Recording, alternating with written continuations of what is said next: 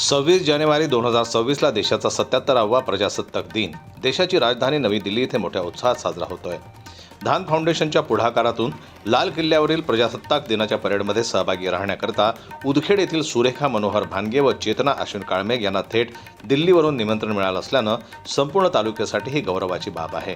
त्यानिमित्तानं राष्ट्रवादी काँग्रेस पक्षाचे प्रफुल्लभाऊ चिखले व सामाजिक कार्यकर्ते धनंजय पांडव यांनी सुरेखा मनोहर भानगे व चेतना अश्विन काळमेघ यांचं अभिनंदन करीत पुष्पगुच्छ देऊन स्वागत करण्यात आलं.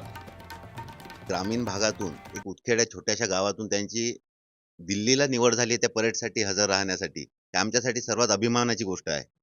मी याच्या आधी पण त्या सामाजिक कार्यात हे जे आहे आपली सुरेखा आणि ह्या दोघी पण समाज कार्यात चांगल्या ॲक्टिव्ह होत्या.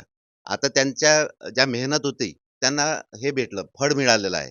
त्या कारणाने आम्हाला सर्वात जास्त त्यांचा अभिमान वाटून राहिला आहे गावाच्या हिशोबानं. त्यांच्या पुढील भविष्याकरिता त्यांच्या प्रगतीकरिता काय सांगू?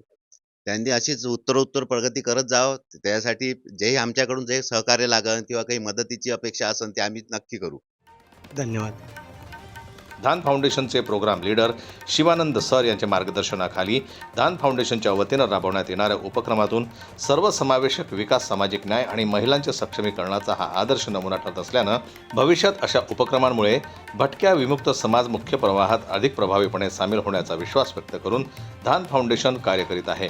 धान फाउंडेशनमध्ये काम करत असलेल्या सुरेखा मनोहर भानगे व चेतना अश्विन काळमेघ यांना दिल्ली येथे होणाऱ्या प्रजासत्ताक दिनाच्या परेडमध्ये आमंत्रित करण्यात आल्यानं हा संपूर्ण तालुक्याचा सन्मान असल्याचं मत प्रफुल्ल चिखले व धनंजय पांडव यांनी व्यक्त केलं आहे.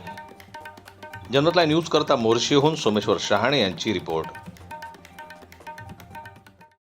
मराठी बातम्यांसाठी जन्मत लाईव्हला लाईक करा, सबस्क्राईब करा आणि बेल आयकॉनला दाबायला विसरू नका.